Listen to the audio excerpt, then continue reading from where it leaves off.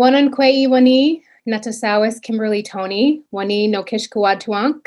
That translates to good evening, everyone. My name is Kimberly Tony, and it's good to be here with you tonight virtually. I'm head of Reader Services and Director of Indigenous Initiatives at the American Antiquarian Society. And I'm coming to you from my home in Worcester, Massachusetts, which is also where the American Antiquarian Society is located, and both on the traditional homelands of my ancestors, the Nipmuc people. It is here that many of us still live and thrive today, and I'm glad to have been able to welcome you to this program with Nipmuc words of hospitality. Kudabadamesh, thank you. For audience members who are joining us for the first time, I will give a brief introduction to the American Antiquarian Society, a research library and a learned society in Worcester, Massachusetts. We're devoted to understanding and sharing the history and culture of North America before the 20th century. And as a library, we collect, preserve, and share the printed record of what is now the United States, portions of Canada, and the Caribbean. Our collections include books and pamphlets, newspapers and periodicals, manuscripts, children's literature, and graphic arts materials, such as prints, maps, photographs, political cartoons, and the ephemera of everyday life. In addition to virtual programs like this one, we welcome scholars and readers from around the country and the world to use our reading room or to seek out materials on our website. And we're currently welcoming readers to the reading room via appointment on the website. I'll also mention here that in the last few years, the Society has begun an Indigenous engagement initiative, whereby we strive to create, promote, and support relationships with Indigenous communities and Indigenous history scholars through various scholarship and outreach opportunities, and through public programming, like tonight's event, Native Performances of Christianity, Survivance in 18th-Century Mohawk Country.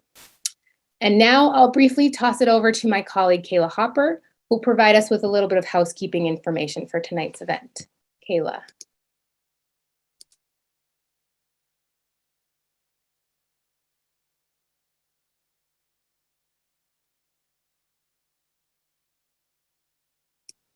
Kayla, you're muted.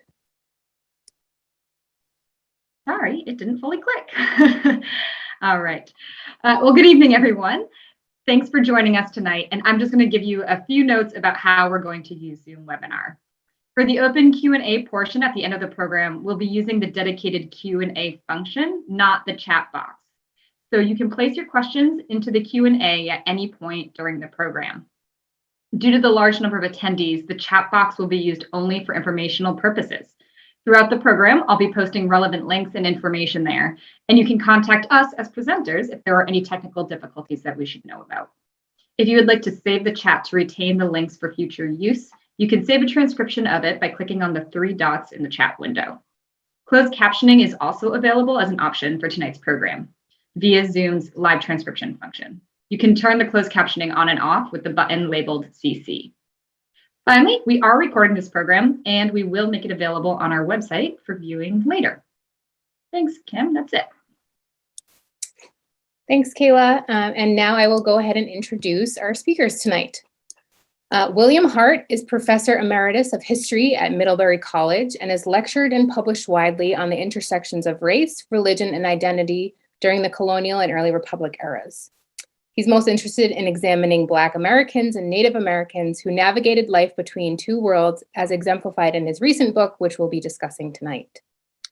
Bill is currently writing a biography of Alexander L. Twilight, the first person of color to receive a college degree from an American college, Middlebury College, in 1823.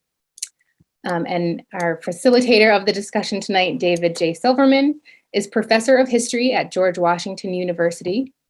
He's the author of several books on Native American, colonial American, and American racial history, including This Land is Their Land, The Wampanoag Indians, Plymouth Colony, and Troubled History of Thanksgiving. His essays have appeared in the New York Times, The Atlantic, National Geographic, and the Daily Beast, and he's currently writing a book about Indigenous people and race in the United States. And I'm so looking forward to this discussion tonight. Please take it away, William. you very much, Kayla, Kim, for your introductions. I really appreciate that. And I also want to thank Nan Wolverton for inviting me to speak to you tonight in conversation with David Silverman, who I also must thank for taking time from his busy schedule to participate in tonight's program. I'm going to click share screen and hope that I can share my screen with you because I have a few images I would like to share with you. There we go. There's from the beginning. Whoops, just lost it.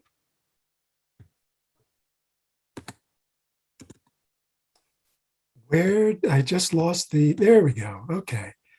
Now I want to enlarge that and slideshow from the beginning. All right. Everyone can see that, I trust? Yeah, thank you, David. Okay. Well, this evening I'm speaking to you from Indakana, which is the ancestral homeland of the Abenaki peoples here in Vermont.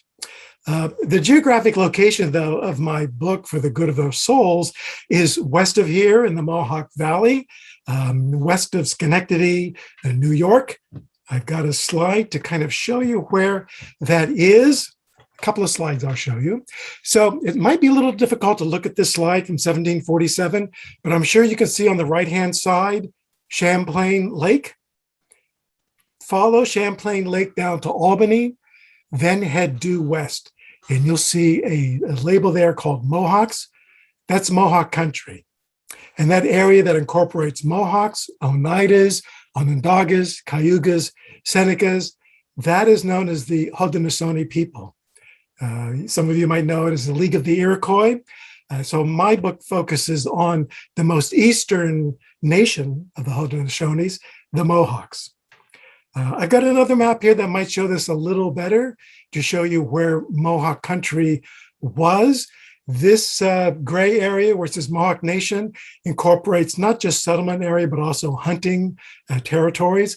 It extends all the way up to Lake Champlain and all the way up to the St. Lawrence River Seaway. But I'll say more about that later on in the talk. What I was interested in my book is trying to understand how Mohawks engaged Euro-American missionaries and the Christianity they proffered across the long 18th century. I was drawn to this topic by several interconnected threads. First, I was intrigued by Atlantic history, which maybe when you and I were in graduate school, David, we called contact history. That is that period of colonization, European colonization of West Africa and the Americas from the late 15th century to the early 19th century. And I wanted to know what sense Europeans and Africans and Native peoples made, what sense they made of each other upon initial contact, but more importantly, over time. How did their sense of the other and the sense of themselves change as a result of that contact? So for this book, I focused on Mohawks and English Protestant missionaries because the Mohawks have not only good material written about them, but also they're uniquely situated, as you can see from this map, between several empires. The French to the north, for a time, the Dutch to the south, and then the English to the east and to the south, which means that they were pounded by severe political, economic, and cultural pressures over time. Second, I was fascinated by the questions and discussions posed in ethnohistorical circles. Specifically, how can one understand and explain the past of a people who left few written records? I'm envious of David's scholarship because he does have Native peoples who left written records. For me, there aren't that many, just a handful. Most records were written by non-Native peoples about Mohawks and the Haudenosaunee people. So what I learned is that those who do ethnohistory must take a multidisciplinary approach to understanding as much as they can about those people, not rely just upon written documents. And when you do read written documents, you have to read those documents across the grain, so to speak. And for me, that means through an ethnological lens. And I'll say more about that later on, but ethnological lens means reading documents with an understanding of that nation's culture, beliefs, values, behaviors, institutions, gender roles, et cetera, et cetera. Now, I was particularly influenced by a number of foundational texts that I read in graduate school and afterwards. First and foremost, James X. Tell's The Invasion Within. To me, he was the epitome of understanding that these moments of contact were really a contest for cultures, contest of cultures. And Dan Richter taught me to think about how people of the Longhouse negotiated the various empires in order to achieve self-determination. And Anthony Wallace, loved his book, The Death and Rebirth of the Seneca, uses this trope of revitalization to explain how the Seneca people who were in deep decline use certain European cultural values and practices to revitalize the nation as they syncretize Christianity, Quaker beliefs with Haudenosaunee beliefs. I'll say more about Richard White's book, The Middle Ground, in just a moment, but these books pushed me to think about encounters in North America as a complex web that often privileged Native agency. And there is a third trope that interested me, and that is this idea that the Mohawks were seen as faithful praying Indians. And this was an image proffered by John Wolfe Lydecker all the way back in 1938 in his book, The Faithful Mohawks. And of course, this has a double meaning, praying Mohawks and also in alliance with the English. And I wasn't quite satisfied with that image that was longstanding. And recently, the last 15, 20 years, historians who've written about Haudenosaunee people have modified Lydecker's image by drawing upon the findings of other histories set in southern 17th century, 18th century New England, such as David's work, looking at 17th, 18th century New Spain, looking at the Great Lakes region of the 18th, 19th century, even look at the 19th century Pacific Northwest. And these studies show that indigenes made choices over what to accept, what to reject, and what to reinterpret about Christianity in order to make it meaningful to themselves. Therefore, I thought it was time to also complicate Lydecker's image of Mohawks as faithful. So one of the tropes that really struck me was White's idea of the middle ground.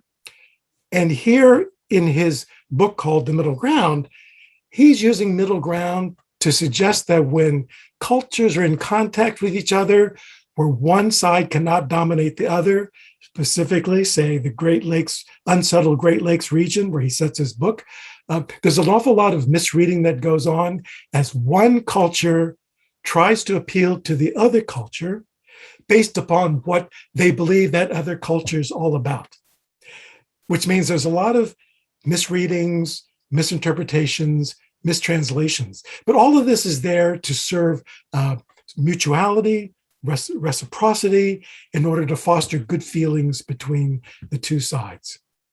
Another trope that has inspired my work is this idea of translation that my colleague David Silverman uses in his work, his term, I believe. And what translation means is in what ways Native peoples made Christianity meaningful to themselves, literally by reading it through traditional means and practices, and also literally translating sacred texts, sacred Christian texts, in such a way that it made meaning to them, as I'll talk about in a little bit in this talk. And the third would be performance theory. Performance theory is used by a broad range of scholars. And what it basically means is what people do in order to say something. It requires an audience.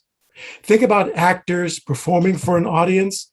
Think about baptized Mohawks performing for missionaries. So these tropes enabled me to see how and why Mohawks communicated their understanding or misunderstanding of Christianity to various missionaries and to themselves. To me, baptized Mohawks enacted the kind of Protestantism they enacted looked more like performances of faith rather than faith practices. Because some were interested in having a new moral code, as I'll speak about, but most often they were performing these faith practices, this Christianity, in order to find out how much the English crown loved them, how much they were willing to ally with them. And in doing that, how much were they willing to give them Anglican priests, books, churches? And in turn, they then would ally themselves with the British economically and politically. In time, it turns out that literacy turned out to be the most paramount gift that the Mohawks wanted from these exchanges, because over time, white settlers, traders, lumbermen encroached on and diminished Mohawk lands. And so these Mohawks needed to know what the heck was in those letters, those treaties, and those deeds. So now bear with me as I give you a quick overview of my book so you can kind of see how I'm applying these various theoretical approaches and threads, etc. So I opened my book with King William's War, and I do so because this is a time when the war left the Mohawks in a staggering condition, according to one eyewitness, dwindled to nothing almost. Whole villages were they were burned down to the ground, and many, many headmen lost their lives. But it was not only the war that weakened the Mohawks. Fighting that happened in the 1660s and 70s also drew many Mohawks off from the Mohawk Valley up to the St. Lawrence River Valley. So they went to communities like Ganawake here on your left. This is just about 7 or 9 miles west of Montreal. So next time you go up to Montreal, if you've taken your COVID test, I understand. Next time you go up to Montreal, hang a left, go west a few miles, and you will be welcomed into this Mohawk community dating from the 17th century that is called Ganawake, spelled like Kanawake, but pronounced Ganawake. On the right, we have here perhaps the most well-known resident of Ganawake in the 17th century. This is Gadari Teguita, who is now a Catholic saint. Smallpox that she contracted as a young child left her crippled and unable to perform the tasks of a Mohawk wife and clan mother. So she turned to Jesuits and a sodality of Mohawk and Huron clan women, mothers in Ganawake for comfort, meaning, and purpose. Now, while some historians view the faith that Gadari practiced as one translated through Haudenosaunee traditions, I view Gadari's faith as one that wholly embraces Catholicism. She took on the sins of the world, it seems to me, by practicing severe penance, inflicting pain on her body in order to take on the sins of the world. And I'm happy to talk more about that in the Q&A if you would like. Like Gadari, there were some League Mohawks who were also primed for spiritual rebirth. There's a one headman here. We know of him as Hendrik. His Mohawk name is spelled out phonetically here. It's Tiyanin Hogaro.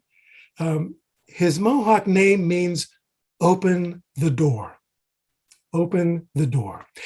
And in taking his role, his name seriously, he asked commissioners of Indian Affairs in Albany repeatedly to please send the Mohawks Protestant ministers.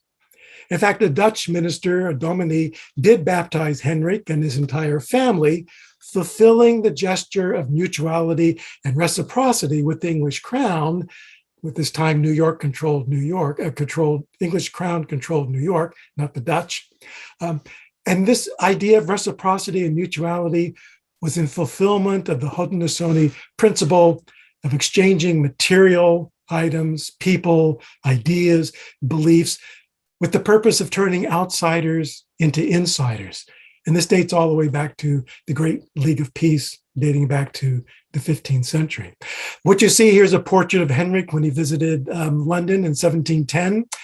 He's dressed in quasi-native outfit, and well, in short, the dresser of a theater in London thought he should be dressed as a savage king because he was thought of, paraded around as the emperor among the Mohawks, when in actuality he had no standing at all in the Mohawk nation.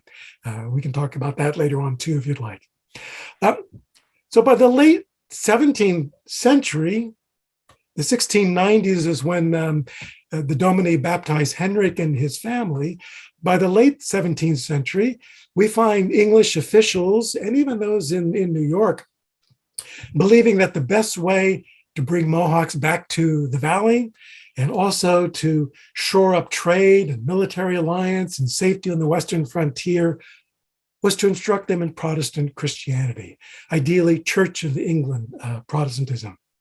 So at the turn of the 18th century, we have Thomas Bray founding two Reformed societies. One, 1698, Society for Promoting Christian Knowledge, which was to correct ill-religious behavior in England. And then a few years later, he founded the Society for the Propagation of the Gospel in Foreign Parts, which was to reform and order the life and manners of those living in the colonies. And this would include Europeans, Africans, and Native Americans living in the colonies. You will see by this seal, you've got a ship here with theoretically a priest on the prow holding out a Bible. You see people on the bank theoretically welcoming him. And in the balloon between the two below the sun, it says, "Come over here and help us," which is also the same saying on the Massachusetts seal. So we find that the SBG does, in fact, send over a few priests to service the Mohawks in the first decade of the 18th century, but most of those are busts because they were itinerant, more concerned about servicing their congregations in Albany and Schenectady, or they were too arrogant, or they were too impatient. Nevertheless, by 1712, they do hire a resident minister to administer to the Mohawks. And this is, his name is Andrews. His name is William Andrews, and he settles at this place called Fort Hunter, which is a fort built at the confluence of the Mohawk River and the Schoharie Creek, right across the river from Ticonderoga. I don't have a good map showing you that, but I can kind of show you where it is on this map. If you look to the right, you'll see Johnson Hall and Schenectady. See the little R in river below Johnson Hall? Schoharie Creek travels right up from Albany to bisect the little R in river. And right about there is where Fort Hunter was built, opposite Ticonderoga. So next time I'll try to get a better map to show you that. But anyway, I thought this was a cool drawing showing you the fort from 1711 by one of the architects of the fort. Andrews preached there for the next 7 years until 1719. And Mohawk women seemed to be very, very keen on his services. They attended his services most Sundays. They brought with them their rosary beads, and they asked him to sing the Romanish hymns they were used to. Keep that in mind. Rosary beads and Romanish hymns at a Protestant church service. So Andrews believed, these women are really keen on embracing Christianity, when in fact, these Mohawk women were really more keen on knowing what the heck was going on in this chapel, because as keepers of the village, they're responsible for things that take place in and near the village. But what was the problem? The problem with his mission was that it relied upon a tripartite translation interpretation schema. He preached in English. He had an interpreter that would interpret what he said into Dutch. And then the interpreter would interpret from Dutch into Mohawk, and then vice versa. So you can imagine that much got lost in translation. In fact, what emerged is what I call an epistemic fog, one of confusion and bewilderment and eventual disinterest in Andrew and his mission. And Andrew believed these people will never be reformed. They're not regeneratable. So in 1719, he left in disgust, thinking he had failed. When in fact, the Mohawk women especially, and members of Ticonderoga and also Canajoharie, a little to the west, what they got out of this mission was exactly what they were after: food, material trade items, a diplomat in Andrews, and literacy for their children. And that will become increasingly important over the 18th century. But once Andrews leaves, there's a hiatus of about 2 decades before the SPG establishes a credible presence again. And this comes about because Mohawk men and women and itinerant catechists convinced the SPG to hire Mohawk headmen to become schoolmasters at Fort Hunter. And so in the 1740s, the SPG does hire 5 Mohawk headmen to teach the ABCs and biblical precepts to children at school. But you should know that the SPG paid these schoolmasters just a fraction of what they paid white schoolmasters, and they were aware of this. So, disgusted by the low pay and the strict teaching schedule they were supposed to keep, most of them quit within a few years, leaving the mission bereft of schoolmasters, not to mention a priest. So many Mohawk families by this time, understanding that literacy was one of the most important things they could get out of this missionizing project, they sent some of their children to Stockbridge, Massachusetts, to John Sargent's school. They stayed there for a while, had problems. They found that at Stockbridge, there was infighting among the personnel there. They sometimes ignored the education of the kids. They brought them home. But then they tried again with Wheelock School in Lebanon, Connecticut. This would be Moore's charity school. And probably his most famous Mohawk pupil was Joseph Brandt here on the right. But again, the parents became discouraged with Moore's charity school because they found out that Wheelock and others used their children more like servants and slaves than teaching them as pupils. So they withdrew in time. Brandt and other Mohawk children, especially at the time of Pontiac's uprising. But in time, they did allow for Mohawk children, Oneida children, even Algonquin children, even some white students who were taught at Moore School to come into Mohawk country and bring back what they had taught, what they had learned, especially literacy. Skipping ahead, following the 7 Years' War in which the English defeated the French, and after the rise of tensions in the 1760s and 70s, that would give rise to the American Revolution. Some reformers, English and American, believed, we have the answer on how to bring Mohawks now into our orbit, since they didn't have to worry about the French much anymore. And most proposed the best way of bringing Mohawks and other Haudenosaunee people, and even their allies out west, was by converting them to Christianity, by establishing a series of missions throughout Native country.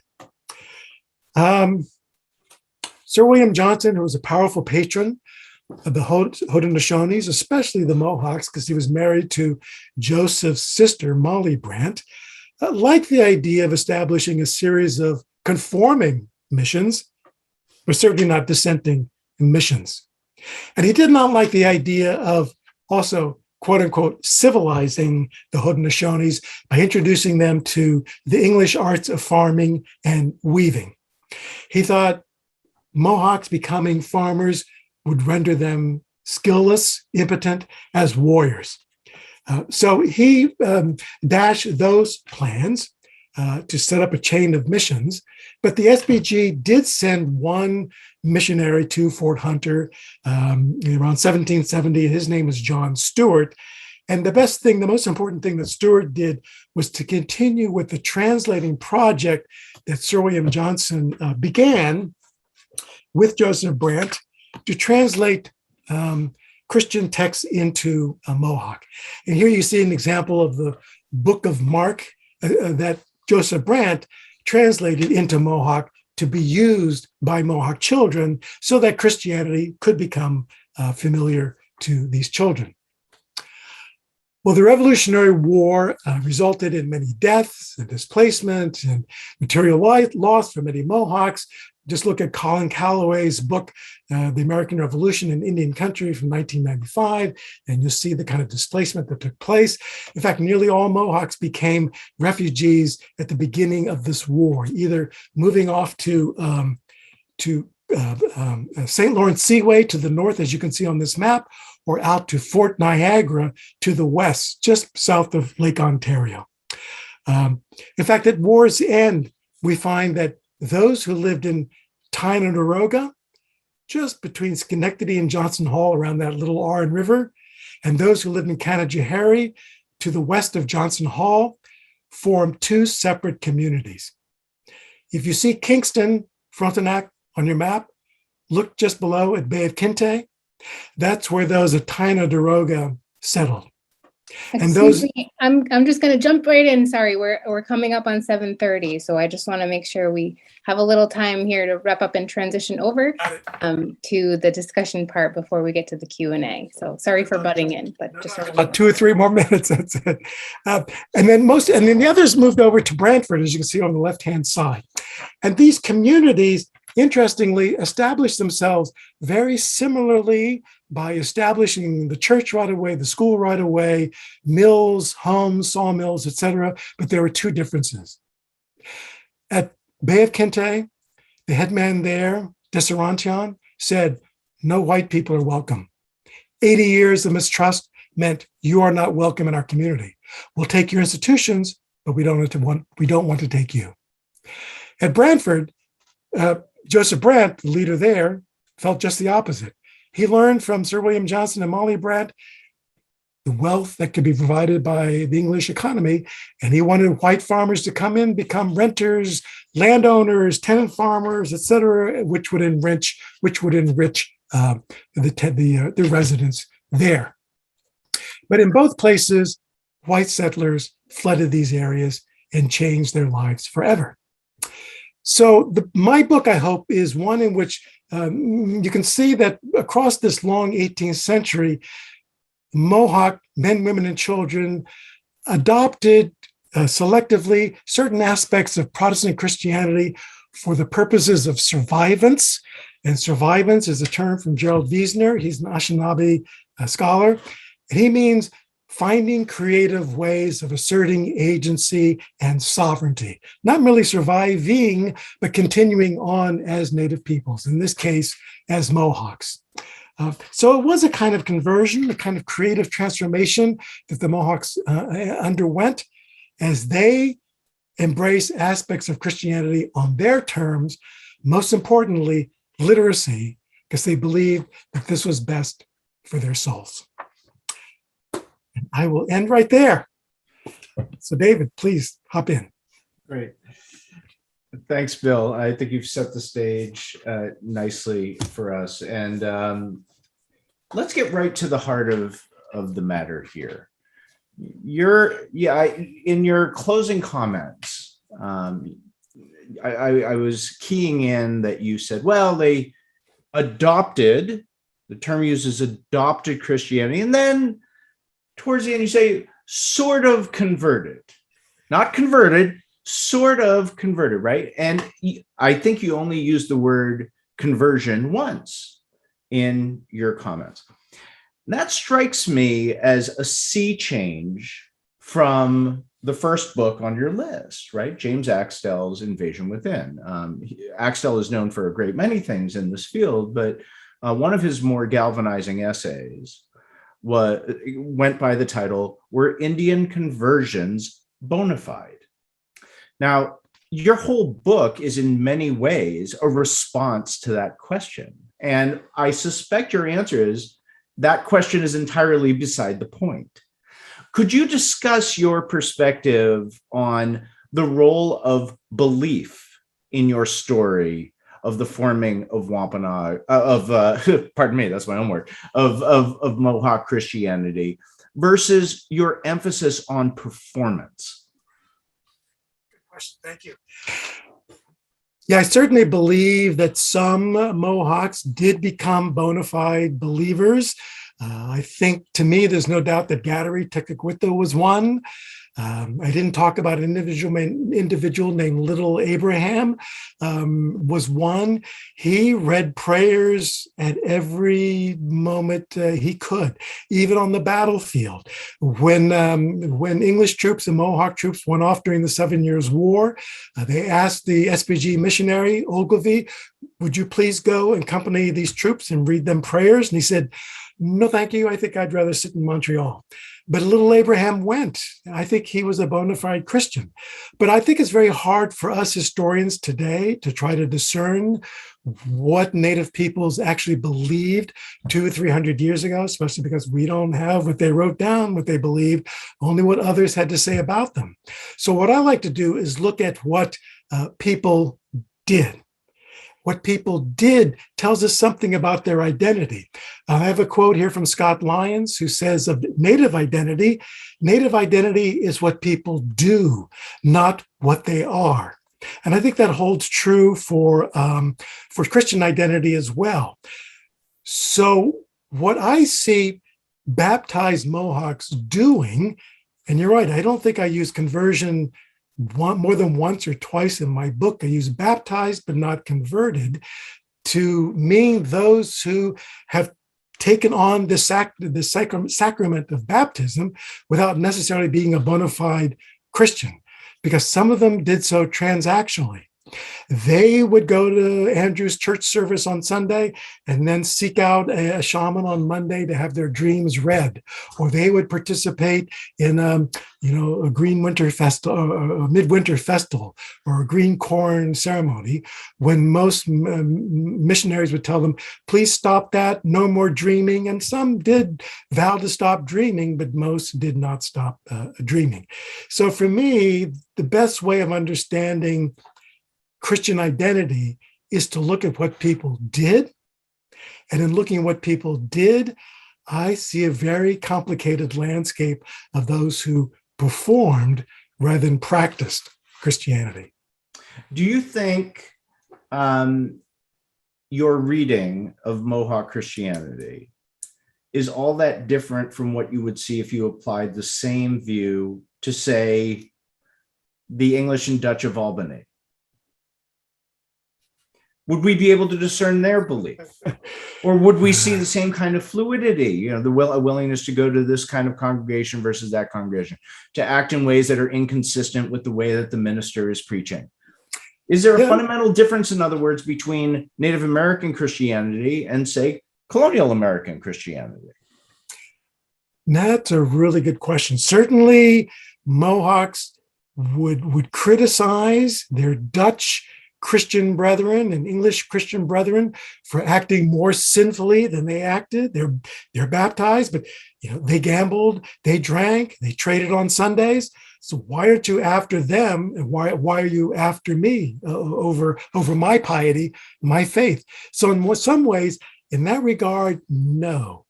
But on the other hand, I would say that the Dutch and the English in Albany and Schenectady did not expect the same reciprocity, mutuality from their ministers as the Haudenosaunees did.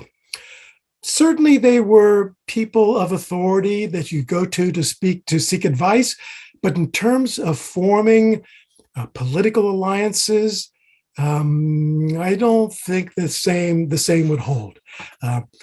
It's the Europeans who believe that political alliances can be shaped through faith, through a shared religion. To me, I don't think the Dutch shared that same concept of why they practice what they practice.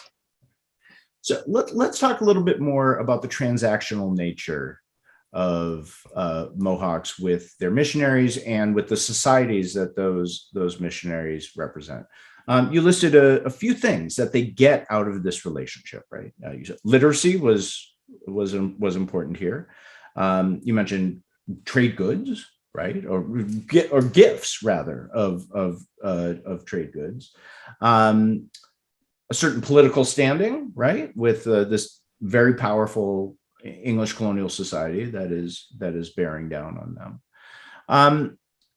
Is the moral language to critique colonial society from within its own value system part of what they get out of this?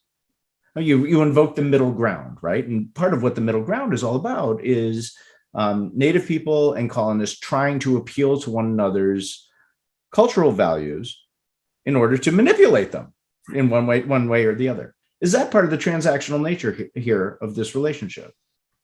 I think it is, yeah. And why do I see this as middle ground? It's a term that's been misused ever since White came out with this book in '91. But I see middle ground interaction going on here in that the Mohawks are telling these English missionaries and Dutch missionaries they know something about their religion. So they're calling on them to be consistent about their religion. That in that regard, it is a critique of the faith that they're trying to fob off onto these Mohawks.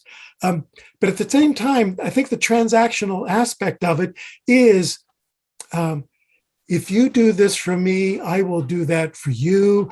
I will become a trading partner with you. One thing I did not talk about is an Onondaga headman who was just being driven crazy by pressures from the French to become Catholic, by the Protestants, the English to become Protestant.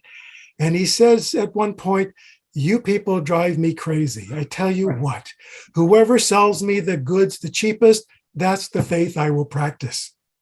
So that is some of what I think is going on, especially early on, before they realize the importance of literacy. And of course, we're talking about somebody who's Onondaga, who doesn't feel quite the same pressures as the Mohawks living closer to these settlements. But yeah, I think middle ground is a chance for them to critique the other's culture, but also to show them, listen, I'm willing to have a certain amount of buy-in into your culture in exchange for you showing me how much you love me. Reciprocity, mutuality, bringing outsiders in as insiders, making them part of the great League of Peace. I should note to the non-academic audience members here that one of the joys of studying at the AAS is when one of the researchers in a very, very quiet, intense room all of a sudden shouts, "Aha!" And it sounds like that quote is just one of those moments. Yes, it was. Let's talk about the difference between Mohawk Protestantism and Mohawk Catholicism. The vast majority of scholarship on Mohawk and Haudenosaunee Christianity in general has focused on the French and Jesuit missionaries. Why did you choose to focus on, what had heretofore been considered a rather marginal and ineffective Protestant mission rather than the more active and thriving Catholic missionary communities to the north? That's a great question. I think there is value in doing that kind of comparative study to talk about, to show the differences between the Mohawks who embraced French Catholicism and those who embraced English Protestantism. Most of us know that in New France, it was a very different kinds of pressures and demands put on Haudenosaunees who went up to the St. Lawrence River reserves, missions, to become a part of those, versus those who stayed behind in New York. In New France, I think there was a certain amount of ownership involved in claiming these communities as part of their community. That wasn't the case in the Mohawk Valley. Their chapel was in an English fort. Their missionaries came and went. They were not a steady presence. What I wanted to do was focus on those who were in the Mohawk Valley over time, who were faced with critical choices across the 18th century, and trace how they made these choices and why, as opposed to try to figure out differences in beliefs or transactional interactions, et cetera, et cetera. I wanted to see what options they were given and what choices they made as they tried to negotiate the 18th century. And one thing I didn't talk about is that Little Abraham, for example, tried to remain neutral during the time of the American Revolution. And Haudenosaunee idea of neutrality is, hey, just no military intervention. If I need to help the Americans or the British to stay safe, conduct them this way or conduct them that way, that's my brand of neutrality. But the English and French say, if you are not completely neutral, you're complicit, therefore you violated neutrality, cost little Abraham his life. So this kind of history is called, we call it, microhistory. You follow an event, a person, a community over time, and a close study of that community illuminates larger historical phenomenon and cultural forces. And I hope that's what my study has done, to show how Mohawks used Christianity in order to continue as Mohawk Christians on their terms, as opposed to trying to determine how they were similar to or different from those who practiced Catholicism up in New France. There is this delicious irony to your book that Protestants throughout the 17th century criticized Indian Catholicism as all performance and no content. And yet you've generated this study, which is about that very sort of dynamic in a Protestant missionary context. Before we get to Q&A, I want to ask you to address the survivance theme that you emphasize at the end of your comments. And my question is, did it work?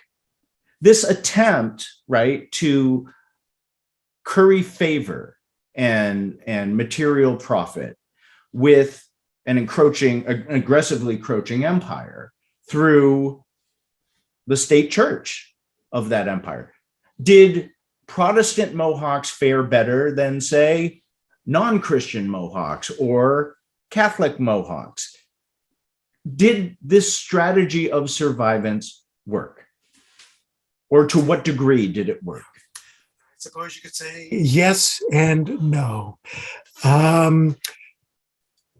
Survivance worked in that by the 19th century, a great many of the Mohawks living up in Ontario had become literate. And that was very important in the 18th century for the rising generation to become increasingly literate. It did not work. There was confusion at Brantford. Some people at Brantford wanted to kill Brant. Others said, we've lost our way. We need to go back to the old ways, the old traditional ways, celebrate the white dog ceremony. This Christianity nonsense has gotten out of hand. Well, Brant was very clever in that he squashed that movement by moving the white dog ceremony from the midwinter festival to June. So it loses its efficacy when you do that, right? So non-Christians didn't fare any better in that regard either. But I would say the success of survivance by continuing to engage with Protestant Christianity was this acquisition of literacy. And when you think about where the Mohawks are in Ontario, after the War of 1812 into the 1820s and 30s, there's a rise and fall of interest in the Church of England. Most have become Methodist. Can you give our audience members a sense of where Mohawk communities are today? I prefer not to do that. Haven't studied really 20th century Mohawk history in that great depth and detail. We're all aware of the Six Nations Reservation, for example. We're all aware of Ganawake and Oka and other reserves. But I prefer to let, as you have said in your work, prefer to let 20th, 21st century Mohawks, speak for themselves. But the point is, right, that there are still Mohawk communities in ancestral Mohawk homelands, yes. Right? So, yes. To a certain degree, right, survivance worked. Yeah. Because you're right, for many Native people who did not adopt Christianity, they lost everything. And, which is not to say that this is a success story, but as a story of damage control and survivance. And that was something to it, right? Is this I know you have questions, Kim, but can I ask David one question? That's a good point that you make. Are you and I guilty of glossing over the loss experienced by Indigenous by emphasizing ways in which Indigenes embraced, partially or fully, Christian practices. When we know the Native American, Euro-American story is one of displacement, violence, dispossession, etc. Are you and I de-emphasizing that, glossing that over in favor of showing, no, Native peoples had agency, they survived by embracing this, embracing that, etc.? What are your thoughts on that?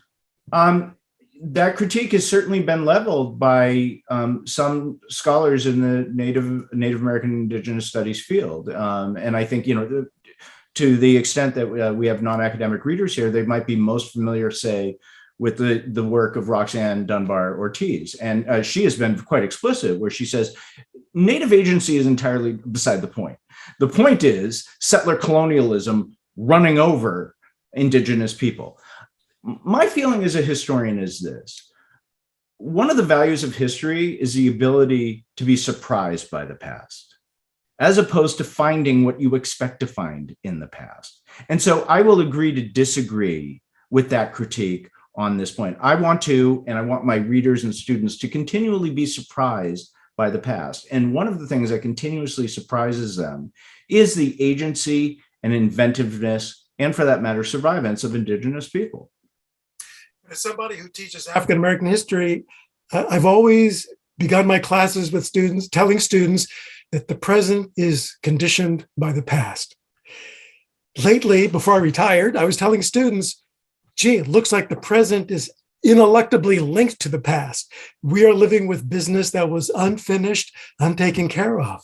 And so maybe we shouldn't be surprised by what we find in the past, since we continue to live within the present. As you know, by the time we get to the end of your story, most white Americans are predicting, in their own words, the extinction of Indigenous people. And yet that is not what happened. I'm going to jump in now as a thank you both. Thank you, Professor Hart, for your wonderful discussion of your book, and Professor Silverman for leading that brief discussion. We do have a couple of questions that have come in from the chat, so I'm going to sort of rapid fire them and try to get through a few before we wrap up the hour here. So there's one question that is asking how applicable your theory, Professor Hart, is across Native tribes, especially this person has an interest in the Cherokee specifically. So in other words, your conclusion that the Mohawk performed Christianity instead of practiced faith for their own belief, does it also resonate among other tribes, specifically maybe the Cherokee as an example? What do you think? I think in most Native communities, you can always find examples of bona fide Christians and those who performed the Christianity for transactional reasons, for other benefits to them, without wholly becoming that bona fide convert. Certainly, when you look at the Cherokees, you've got my academic advisor at Brown, Bill McLaughlin, was very keen and aware and eloquent about the missionaries to the Cherokees. So that experiment, that project was entered into by Cherokees in order to forestall things like removal, land dispossession, et cetera, et cetera. And you do have some bona fide Christians coming out of that. You also have an awful lot of non-Christian natives continuing with traditional Cherokee faiths and customs during the 19th century. But what I found in my reading across North America, whether we're talking about the Pacific Northwest or the Great Lakes region, New Spain, Southwest, you do find an element of performance among Native peoples in encountering the religion, Catholicism, Protestantism, whatever it may be. In time, depending on the political forces, like with David's Wampanoags on Martha's Vineyard, they find value in converting wholly, fully to Christianity. Those who aren't under those same pressures are able to carry on performances, I think, for a longer period, longer degree, like the Mohawks, who, as I said, by the 19th century, largely were Methodist. And the next question we have sort of builds off of what you've just said, and also a question that David asked earlier. And it's asking, to what degree does bona fide equal sincere belief? The idea that Mohawks were performing seems to depend on the idea that there exists some kind of genuine, sincere Christian faith out there, parentheses, practiced by white people. But isn't every Christian performing? Didn't missionaries perform for each other? Not all religions emphasize belief and sincerity in the way some Protestants do. Many religions emphasize right practice over interior feeling. I'll start. Hand it over to you, David. The questioner is right. The parameters, the definition, the boundaries of what it means to be a bona fide pious person is set by the Europeans. That's right. And as we said a moment ago, they often fell short of their own definition of what it means to be bona fide and pious. So absolutely, these are definitions set by outsiders for others that they're trying to convert to the faith. Some tried to measure up to those, impossible standards. Many of the Mohawks who I study did not. They didn't bother. Many of them said, hey, I'm baptized. That's a free pass for food and clothing, trade goods, protection, et cetera, et cetera. I don't have to go to church every Sunday. I can drink my rum if I want. I'm baptized. And so they had their own idea of what it meant to be Christian. So I suppose I'm using performing in a way that means it requires an audience to view this practice. Missionaries were the audience for those performing, practicing, enacting Christian practices. Very good question. David. Well, and it is not beside the point whether or not Native Christians met the standards of missionaries and other Europeans, right? That's part of the power relationship here, is whether they can convince these people that they are bona fide, regardless of what their interior belief and feeling is, right? And hence, I don't think these questions are incompatible.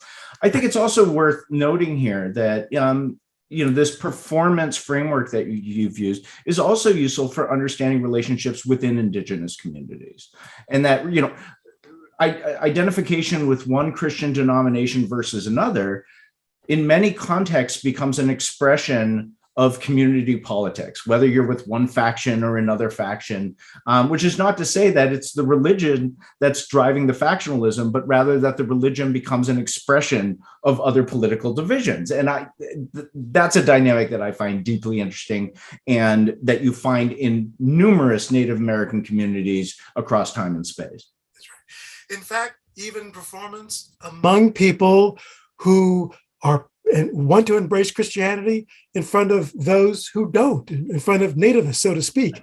There are Mohawks who want nothing to do with Christianity, but they insist on the commissioners providing missionaries to their brethren who want to practice it.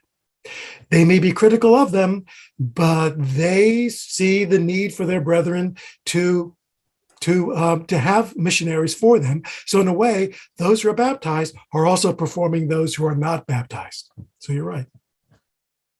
And just quickly before we wrap up, we're coming right up on the hour.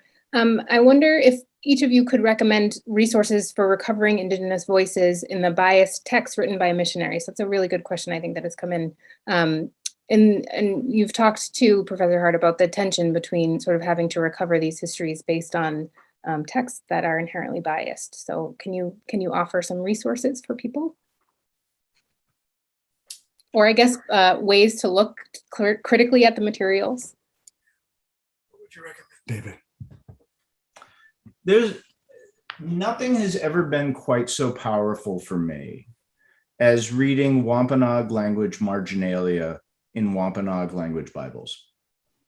And it's very Calvinist. it's very Calvinist, and much of it is very sad. And the depth of the sadness in that marginalia about it's people expressing their feeling of powerlessness in the world, I think explained in a poignant way for me what was drawing them to this faith and performance system in the first place, is an attempt to reorient themselves in a world that had been turned upside down, especially by epidemic disease, but also war and displacement and community factionalism. But it's rare to be able to find a native language source in a native language Bible like that. Material culture can help a great deal. The way that Native people express their religious affiliation and faith in art. And there are lots of examples like that, especially in Catholic contexts. And in the journal Ethnohistory, from time to time, you'll find an article that is authored by an Indigenous scholar and a non-Indigenous scholar of the Academy who will write about a certain event that will give you these two different perspectives, these two interpretations that have been very useful. I'm thinking of one, was it co-authored by Nancy Shoemaker a few years ago with the Narragansett clan mother? No, it wasn't Nancy. No, it wasn't Nancy. I'm blanking on that. I can get the title and send it to you, Kayla and Kim, of what I'm speaking about. But every once in a while, you'll find an article in, say, the Journal of Ethnohistory that will give you this dual perspective on the past, from an Indigenous perspective and a modern scholar's perspective. Not that the Indigene is not modern scholar, but they'll just give you an insider and outsider interpretation, so to speak. I think one other point that is worth making to the audience here is that very often, such as in contexts that Bill wrote about, the historian is not beholden to a single set of records controlled by a particular colonial perspective. That very often you have competing colonial regimes that are struggling for the same Native followers. And Native people eventually recognize that they have leverage by virtue of that competition. And thus you often get these very long passages in records that are controlled by colonists in which Native voices are unmistakable. And how do we know they're unmistakable? Because very often they're criticizing the very people who are keeping the records. And you have to imagine those folks did not want to hear what they were recording. And it's not to say that these are perfect reflections of Indigenous people's words and views, but they're closer than not, I strongly suspect. And a person who does that quite well, I think, is Nancy Shoemaker. In her book, is it the article of the book that said How Indians Became Red? Yeah, that's the AHR, American Historical Review article. Brilliant. How the Indians Became Red, yeah. And then she turned that into a longer book a few years ago. So that article and her book, which I don't have here on my shelf, I think it does exactly what David is saying. Takes these English documents and reads the backside of the document, so to speak, or reads them across the grain to give you the perspective on an event, a treaty, a text that carries a Native perspective. Well, thank you both so much for this wonderful discussion. And I want to thank the audience for sticking with us. It's just a couple minutes past 8 o'clock here. I know Kayla has dropped a lot of information in the chat for people if you'd like to join us for additional upcoming programs next week and beyond. So thank you everyone for attending. Thank you again, Wes. Thank you very much. Great night. Thank you. Good night.